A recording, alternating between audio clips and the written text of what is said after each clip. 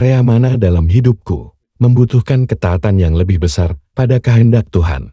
Ini adalah pertanyaan refleksi kita hari ini. Spirit, make my heart open to the word of God. Make my heart open to goodness. Make my heart open to the beauty of God every day. Amen.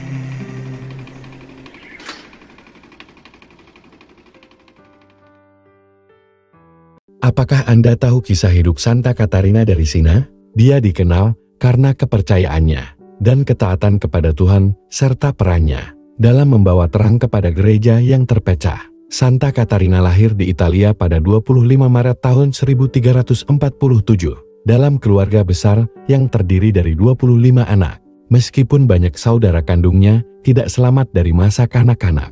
Dari usia muda dia merasakan hubungan yang mendalam dengan Tuhan dan memutuskan untuk mendedikasikan hidupnya untuk melayaninya. Bukannya mengikuti tradisi untuk menikah, Katarina memilih panggilan yang berbeda. Dia bergabung dengan Ordo Ketiga Dominika. Ini memungkinkannya untuk tinggal di luar biara, sambil fokus berdoa dan membantu orang lain. Katarina menjadi terkenal karena belas kasihnya dan dedikasi untuk membantu orang miskin dan mencari kebaikan, dan imannya menginspirasi banyak orang. Dia juga mengalami kekuatan momen spiritual yang membuatnya merasa dekat dengan Yesus. Di usia 20 tahun, dia percaya dia menikah secara rohani dengan Kristus, yang memberinya lebih banyak kekuatan untuk melayani orang lain. Pengabdian hidupnya menarik pengikut yang mengagumi teladannya. Pengaruh Katarina meluas jauh dari luar kota kelahirannya. Dia melakukan perjalanan melintasi Italia, bekerja untuk membawa perdamaian selama masa konflik, mendorong para pemimpin di gereja untuk berkumpul. Dia bahkan menasihati paus dan tokoh kuat lainnya, tanpa rasa takut berbicara untuk apa yang dia yakini benar. Meskipun tidak semua orang mendengarkannya, Katarina tidak pernah menyerah pada misinya untuk membawa perubahan positif. Selain tindakannya, Katarina berbagi kebijaksanaannya melalui surat dan tulisan. Dialog tersebut adalah panduan untuk memahami kasih Allah dan semakin mendekatkan diri kepadanya. Dia menghabiskan tahun-tahun terakhirnya dalam doa dan pelayanan, membantu gereja selama masa persatuan ini. Katarina meninggal pada tanggal 29 April tahun 1380 di Roma, dikelilingi oleh orang-orang yang merawatnya. Gereja menyatakan Santa Katarina sebagai orang suci pada tahun 1461, dan dia ditetapkan menjadi salah satu wanita paling berpengaruh di gereja Katolik.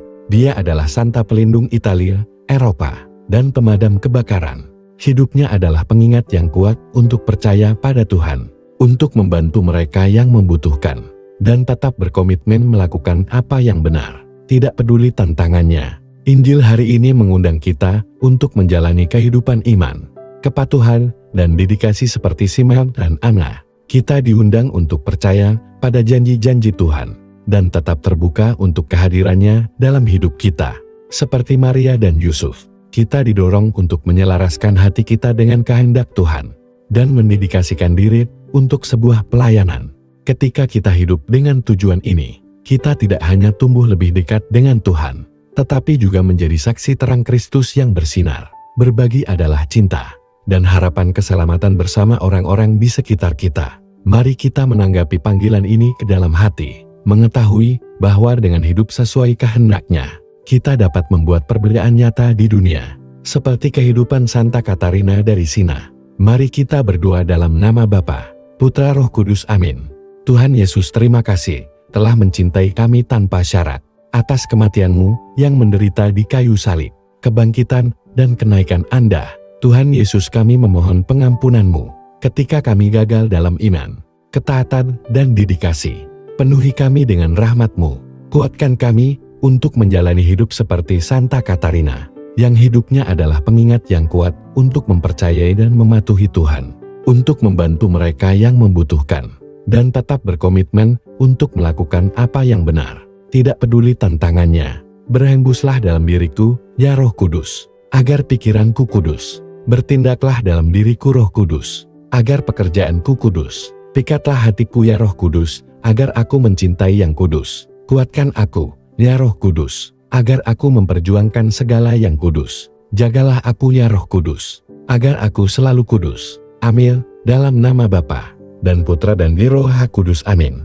Tuhan memberkati saudara dan saudari. Tuhan memberkati Gereja Katolik kita dan Couples for Christ.